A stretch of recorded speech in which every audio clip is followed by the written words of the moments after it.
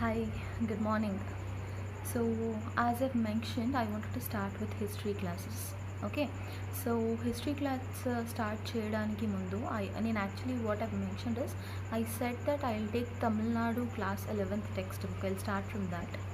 So before starting from that, let us have some overview, some briefing on the topic. So if at all we have some overview on the topic, it will be very much easy for us to understand the concept in depth. So that's the reason why I wanted to take some overview of this topic. And after taking some overview of this topic, that means after taking some overview on our history, what we'll do is we'll go into the in-depth subject and we'll start with the textbook. And from the textbook we'll go with in the textbook we'll go with each and every chapter or each and every lesson. Okay, lesson wise నేర్చుకుందాం. So first point here, what I want to mention is, when we talk about our history అంటే ఏంటి? It is something which we are learning about our past. And why is it necessary?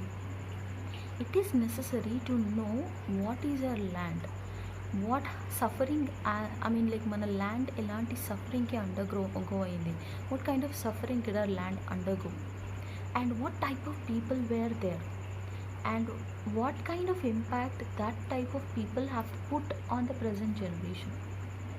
Okay, so this will be helpful for us to understand present people.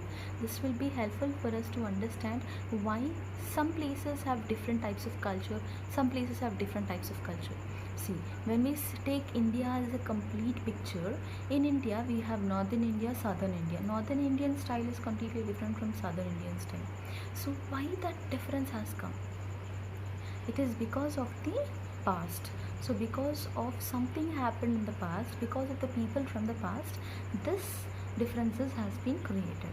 And to understand that, we'll be learning history of our country. Okay, so here when we talk about history, we can actually mention that Indian subcontinent. When I say Indian subcontinent, in the early times, Indian subcontinent is nothing but it includes India, Pakistan, Bhutan, Nepal, and Bangladesh. Okay, so Indian subcontinent means, in the early times, Indian subcontinent means it includes Pakistan, India, Nepal, Bhutan and Bangladesh. I'll be sharing you the map with you, and I'll be showing the location of all these things. You might have known about the locations where Pakistan is located, where Bangladesh is located, but once again I'll just share you the map after this class. Okay, so what exactly happened here is that in Indian subcontinent, we can see that we were a managed system. Indian subcontinent used to have a managed system of living, and later over a period it has transformed into an unmanaged system of living. What is this managed system of living? Managed system of living is nothing but it means that everything is properly organized. The living of the people was properly organized. The people and the heads, or the kings who ruled the kingdoms, were properly organized. We used to have a proper drainage system, proper road facilities, proper food to eat, and we used to have surplus amount of food grains, so that amount of food grains used to be stored, and storage system was well equipped. Okay, so all these things used to be there. But later over the period, and now what we are trying to do, we are trying to again get back into managed system of administration. Okay, so we are trying to get back into managed system of administration. So here let us first talk about Harappan civilization. Okay, Harappan civilization is also considered to be Indus Valley civilization. Okay, why Harappan civilization? It's very simple. Civilization is nothing but a group of people stay together, and a group of people form a community, and that community is considered to be a civilization. Okay, and here Harappan civilization was established on the banks of river Indus. Okay, and that's the reason why it is considered to be Indus Valley civilization. Okay, and Harappan civilization was a managed civilization. We had many, we can find many pots of storage food.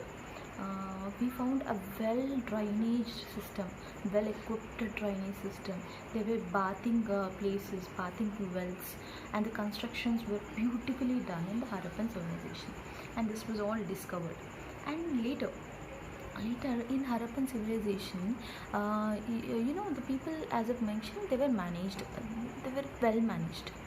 But later what happened is this civilization was ended in the sense there were no people left over in that civilization, and the reasons were two.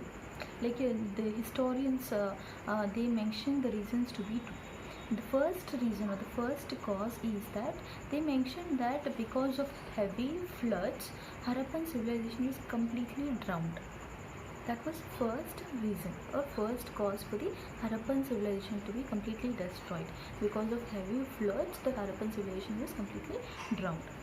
The second scenario or the second cause which historians mention is that they mention that Aryans who invaded into our country, they have killed everyone in the Harappan civilization. So Aryans are nothing but Aryans means those who come from outside.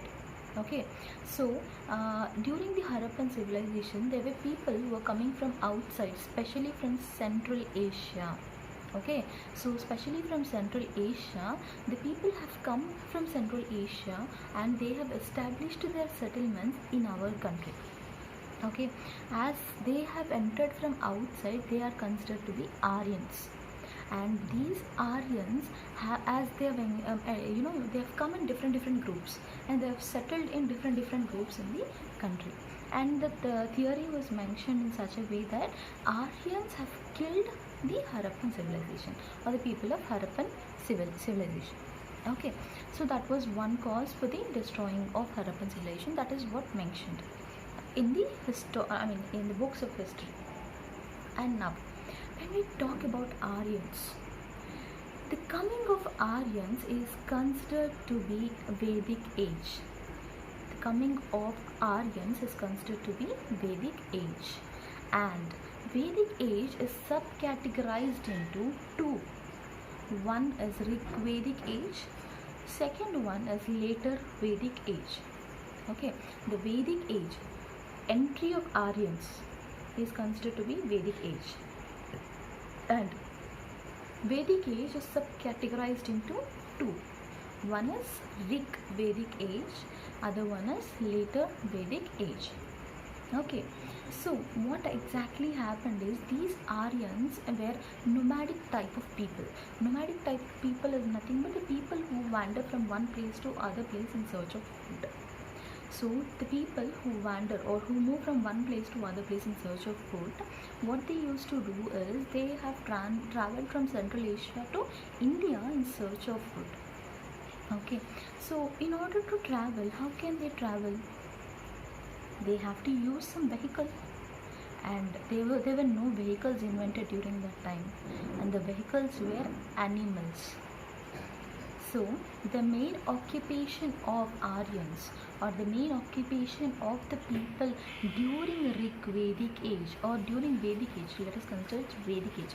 During Vedic age, the main occupation of the people was, what it is? It's cattle rearing. Okay, so cattle rearing was the main occupation of the people of Vedic age.